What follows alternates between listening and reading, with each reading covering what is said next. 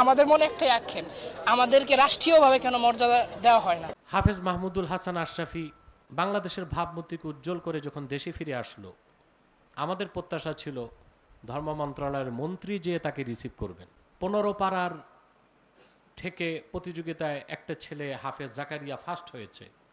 30 পাড়া এবং তাজউইদের সাথে তেলাওয়াতে আশরাফি তৃতীয় স্থান অধিকার করেছে। তাদেরকে তো সংবর্ধনা দিবে ধর্ম মন্ত্রণালয়, অত্যন্ত রাজকীয় ও অত্যন্ত আড়ম্বরপূর্ণ সংবর্ধনা দেওয়া উচিত। এই কাজটি কেন ধর্ম মন্ত্রণালয় করলো না আমার সেটা বোধগম্য নয়। তাহলে তাদের কাজটা কি? মামলাকাত সৌদি আল আরাবিয়া, সৌদি আরবে অনুষ্ঠিত আন্তর্জাতিক হিফজুল কোরআন প্রতিযোগিতায় বাংলাদেশের পক্ষ থেকে প্রেরিত প্রতিযোগী শেখ হাফেজ মাহমুদুল হাসান আশরাফি তিনি তৃতীয় স্থান অধিকার করেছেন। বাংলাদেশের ভাবমূর্তিকে উজ্জ্বল করেছেন, আলহামদুলিল্লাহ। আজকে তার এই সংবর্ধনা অনুষ্ঠানে যারা উপস্থিত আছেন সকলকে ধন্যবাদ জ্ঞাপন করছি। প্রসঙ্গক্রমে কয়েকটি কথা আমাকে বলতে হচ্ছে। পৃথিবীর বিভিন্ন মুসলিম রাষ্ট্রে হিফজুল কোরআন, কেরাতুল কোরআনের প্রতিযোগিতা হয়ে থাকে। সবচেয়ে আড়ম্বরপূর্ণ হয় আল্লাহর দেশ, আল্লাহর হাবিবের দেশ, কোরআন নাজিলের দেশ সৌদি আরবিয়াতে। এছাড়াও মিশরে, তুরস্কে, কাতারে, আরব আমিরাতে, মালয়েশিয়াতে, ইন্দোনেশিয়াতে হিফজুল কোরআন প্রতিযোগিতা হয়ে থাকে আন্তর্জাতিকভাবে, যেখানে সেসব রাষ্ট্রসমূহের রাষ্ট্রপ্রধানগণও উপস্থিত থাকেন। কিন্তু দ্বিতীয় বৃহত্তম মুসলিম দেশ বলে স্বীকৃত বাংলাদেশে আন্তর্জাতিক মানের হিফজুল কোরআন প্রতিযোগিতা হয়েছে বলে আমার মনে হয় না, হয়নি। এটা একটা দুঃখজনক বিষয়। আমরা বিভিন্ন অপসংস্কৃতি, বিভিন্ন দিবস পালন করতে যে বিজয় দিবস, স্বাধীনতা দিবস কিংবা বিভিন্ন সাংস্কৃতিক অনুষ্ঠানে রাষ্ট্রীয় কোষাগার থেকে কোটি কোটি টাকা খরচ করি, কিন্তু আন্তর্জাতিক মানের একটি হিফজুল কোরআন প্রতিযোগিতা দিয়ে আমরা যে পুরস্কৃত করব সে ধ্যান ধারণা আমাদের নেই। এটা একটা দুঃখজনক বিষয়। দ্বিতীয় বিষয় হচ্ছে, এই কাজগুলো করার দায়িত্ব হচ্ছে ধর্ম মন্ত্রণালয়ের। আমি জানি না ধর্ম মন্ত্রণালয় আসলে কি কি ফাংশন করে, তবে আমার মনে হয় এত বড় রাষ্ট্রীয় প্রতিষ্ঠান যেভাবে আল্লাহর দ্বীনের পক্ষে, ইসলামের পক্ষে, ইসলামী সভ্যতা ও সংস্কৃতির বিকাশে যে ধরনের ভূমিকা রাখা দরকার, আমার মনে হয় ধর্ম মন্ত্রণালয় তার 10 ভাগের 1 ভাগ দায়িত্ব পালন করতে ব্যর্থ হচ্ছে। হাফেজ মাহমুদুল হাসান আশরাফি বাংলাদেশের ভাবমূর্তিকে উজ্জ্বল করে যখন দেশে ফিরে আসলো, আমাদের প্রত্যাশা ছিল ধর্ম মন্ত্রণালয়ের মন্ত্রী যেয়ে তাকে রিসিভ করবেন।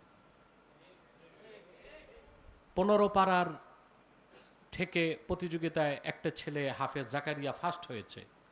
30 পাড়া এবং তাজউইদের সাথে তেলাওয়াতে আশরাফি তৃতীয় স্থান অধিকার করেছে। তাদেরকে তো সংবর্ধনা দিবে ধর্ম মন্ত্রণালয়, অত্যন্ত রাজকীয় ও অত্যন্ত আড়ম্বরপূর্ণ সংবর্ধনা দেওয়া উচিত। এই কাজটি কেন ধর্ম মন্ত্রণালয় করলো না আমার সেটা বোধগম্য নয়। তাহলে তাদের কাজটা কি? এটা আমার একটা প্রশ্ন। আমি হাফেজ মাহমুদুল হাসান আশরাফিকে বলবো, বাংলাদেশে তার প্রাপ্তি কতটুকু এটা দেখার দরকার নাই। সৌদি আরবিয়াতে হিফজুল কোরআন প্রতিযোগিতায় তৃতীয় স্থান লাভ করতে পেরেছে, এটাই তার সবচেয়ে বড় পাওয়া। আমাদের দেশের কথা কি বলবো, সব জায়গায় কারাপশন। দেখা যায় কারো সিন্ডিকেট একটু বড়, সে তার পক্ষের প্রতিনিধিকে হাইলাইটস করলো। আরেকজন যে 30 পাড়ায় তাজউইদের সাথে তৃতীয় স্থান অধিকার করলো, তারটাও তো সমান গুরুত্বের সাথে প্রচার হওয়া দরকার ছিল। সে আমার খুবই ভক্ত এবং মুতাকিদ সম্পর্ক রাখে, আধ্যাত্মিকভাবে, রুহানিভাবে আসা যাওয়া রাখে।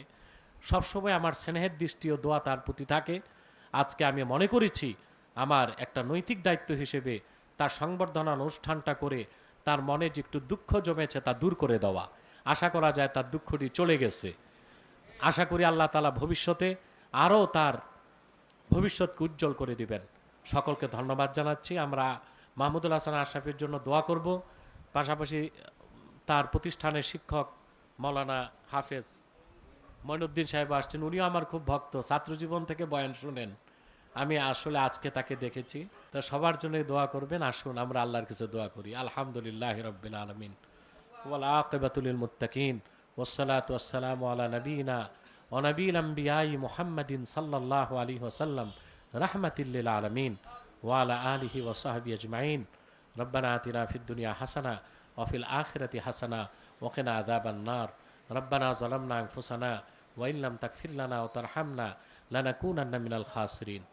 আল্লাহুম্মা আ'ইন্না আলা তাআতিকা ওয়া যিকরিকা ওয়া শুকরিকা ওয়া হুসনি ইবাদাতিক ইয়া হাইয়্যু ইয়া কাইয়্যুম বিরহমাতিকা নাস্তাগীস আসলিহ লানা শানানা কুল্লাহ ওয়া লা তাকিলনা ইলা আনফুসিনা তারফাতা আইন ফাতিরাস সামাওয়াতি ওয়াল আরদ আনতা ওয়ালিয়ুনা ফিদ দুনিয়া ওয়াল আখিরাহ তাওফানা মুসলিমিন ওয়া আলহিকনা বিস সালিহিন।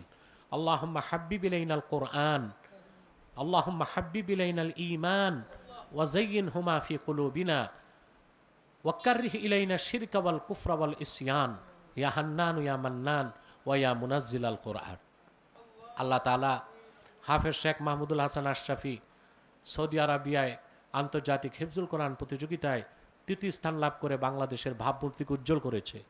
তুমি তার ভবিষ্যৎকে আর উজ্জ্বল করে দাও।